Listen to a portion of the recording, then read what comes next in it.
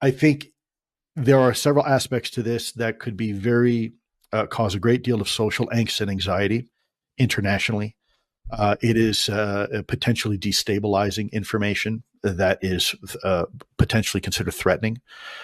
It's no different than when Galileo historically proposed a heliocentric model of our solar system, and the church found that information so dangerous that they were willing to put him at the stake, burn him at the stake for it.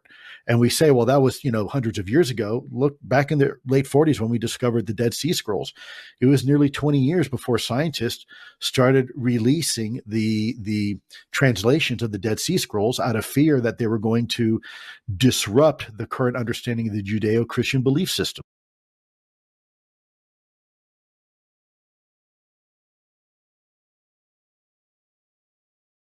This is part of the problem, because it should not be up to one person that people look to and say, that guy has the truth. Therein lies the problem, because people make mistakes all the time. I make mistakes, you make mistakes, everybody makes mistakes. This is indicative of a much bigger problem. The system is broken in this particular aspect and must be fixed, because we cannot allow one human being, myself or someone like Dave Grush, to be the torchbearer here. We're doing it now just till the problem's fixed, but I promise you, once that problem is fixed, I plan to set off into the sunset. This is a mission for me, because I believe in our country, I believe in our government, I believe in our people. But I also understand, too, this is not and never has been the Lue Show, and it shouldn't be the Lue Show. This is what I've been trying to communicate all these years, and the more voices we have to have this conversation, the more that the government gets involved, the less it becomes the Lue Show. And I really do appreciate when people come up and they want to shake my hand in the airport and say, Lue, thank you for all you're doing. I appreciate that. Your thoughts on, and here's one for you, the Nazca mummies that have been doing the rounds over the last year or so? Again, I haven't been involved. I'm a little disappointed the way that it was brought out, whether it's legitimate or illegitimate. I think it was brought out in such a sensationalized way that it really diminished some of the value and maybe some of the impact of it. Bringing it to the Mexican Congress in the way that it was a little bit showboaty, and I think it turned a lot of people off. So even if it turned out to be legitimate, the problem is first impressions weren't that great.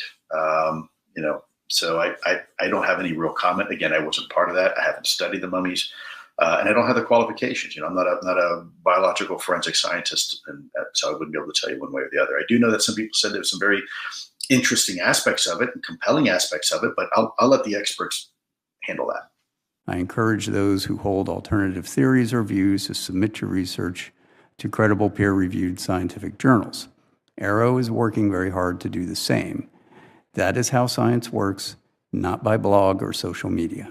Not like this is some, crackpot conspiracy theorist who's bringing this forward.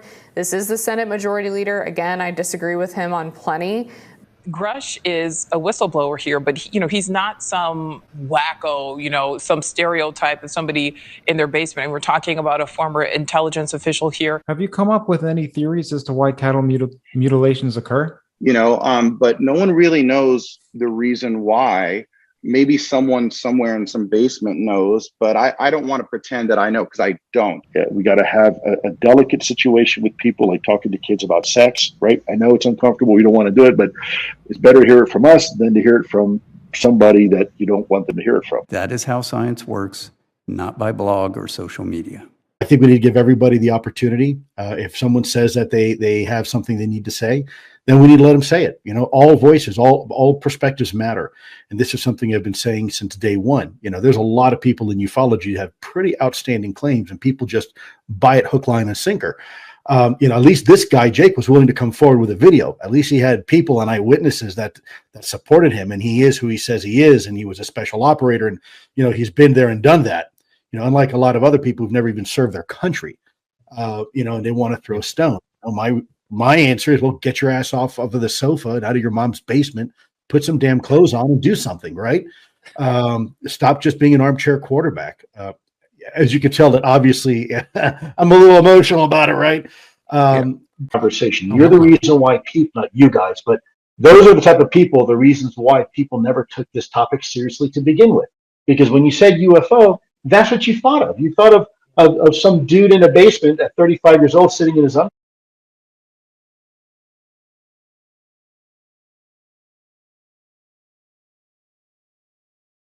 Another component, and this is the chief mentor for Lue Elizondo, that honestly are Satanists who love destruction, love torture, love to see war, like to see suffering.